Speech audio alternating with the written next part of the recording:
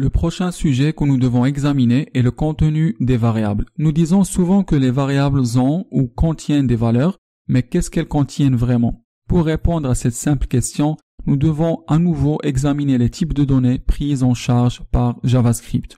JavaScript a deux sortes de types de données, les types primitifs et les types références. Les nombres, les valeurs booléennes, les nuls et undefined sont primitifs. String n'est pas un type primitif, mais il acte comme un type primitif, donc nous considérons les strings comme de type primitif. Les objets, les tableaux et les fonctions sont des types références. Tout d'abord, jetons un coup d'œil sur le stockage des types primitifs. Ici, nous avons une variable âge initialisée au nombre 36. C'est donc un type primitif numérique. Ce que le moteur d'exécution va faire est qu'il va consacrer un peu de mémoire et faire référence à cet emplacement mémoire autant que âge, le nom de la variable. Et à l'intérieur de cette mémoire, nous allons stocker le nombre 36. Ici, nous avons un string, la variable nom, est initialisée au mot François. Encore une fois, JavaScript va créer une certaine mémoire interne, il va l'appeler nom et il va stocker la valeur François autant qu'une chaîne de caractères. Un autre type de primitive est la valeur booléenne. Nous sommes donc ici en train de définir un var bool égale à false. Le moteur d'exécution va créer cette variable bool, lui affecter certains stockages et puis insérer la valeur false. C'est donc très simple et c'est comme ça que le stockage des types primitifs fonctionne. Voyons maintenant comment les affectations fonctionnent avec le stockage de type primitif. Nous allons prendre une variable, ma voiture, et l'initialiser à Peugeot, et puis nous allons prendre une autre variable, mon autre voiture, mais nous allons lui affecter la valeur de ma voiture. Donc le moteur JavaScript va toujours créer une zone dans la mémoire appelée mon autre voiture, et la valeur de ma voiture sera copiée dans un autre emplacement mémoire qui est mon autre voiture. Et c'est très important de savoir que ce sont deux emplacements de mémoire distincts. Ma voiture et mon autre voiture, et la valeur est stockée deux fois. Donc maintenant, qu'est-ce qui se passe si on affecte la chaîne Hyundai à la variable mon autre voiture?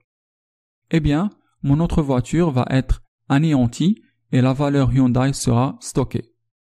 Et remarquez, ma voiture est toujours réglée sur Peugeot. Ma voiture ne change pas du tout. Donc, dans le stockage de type primitif, les valeurs sont copiées et c'est très différent de la façon dont les types références fonctionnent. Jetons un coup d'œil au stockage des variables de type référence. Nous allons créer une variable appelée jour de semaine ou bien jour de la semaine 1 et la définir comme un tableau.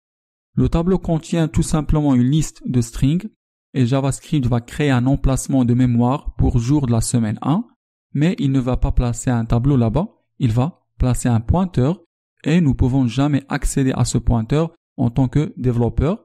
Nous ne savons pas où il pointe, mais nous savons qu'il pointe vers certains emplacements de mémoire inconnus et c'est où le tableau est stocké.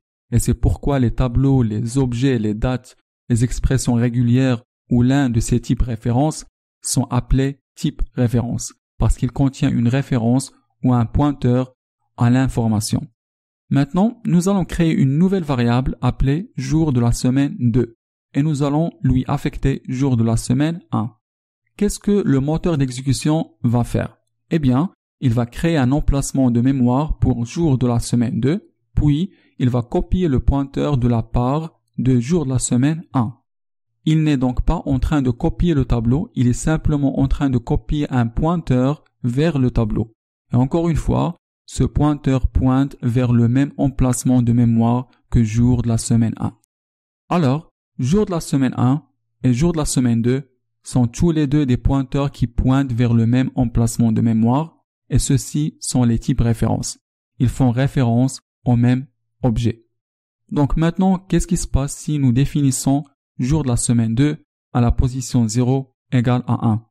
Eh bien, le string lundi va être anéanti et il va être remplacé par le numéro 1.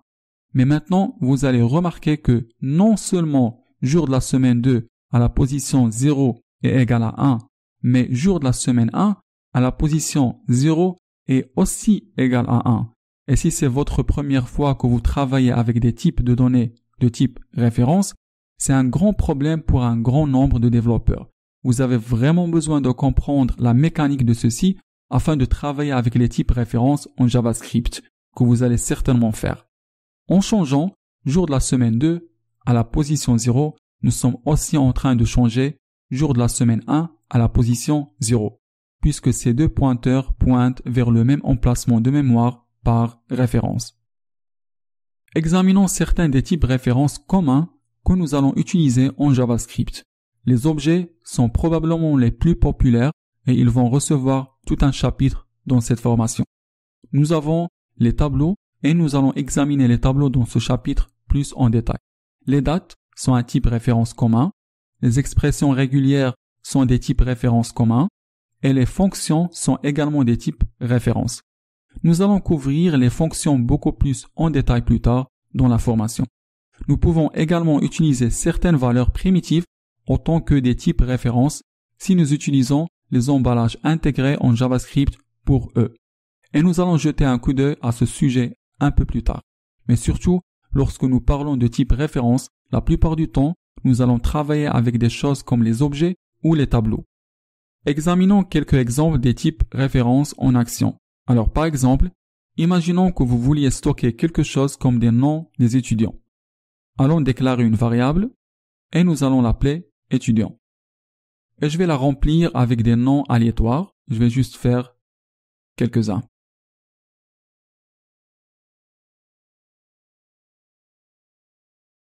Nous allons ensuite créer une variable appelée étudiant mise à jour et lui affecter étudiant. Ensuite, nous allons afficher étudiant et étudiant mise à jour à l'aide de console.log.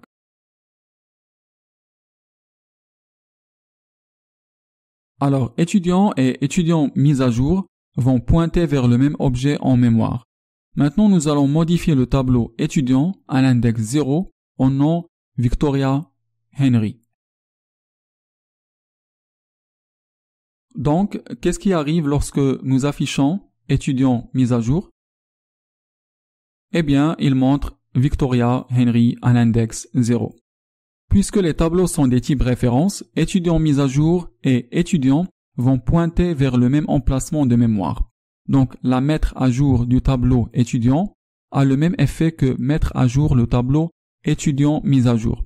De même, dans un exemple similaire, si nous mettons à jour le tableau étudiant mise à jour à l'index 0 ou bien quoi que ce soit,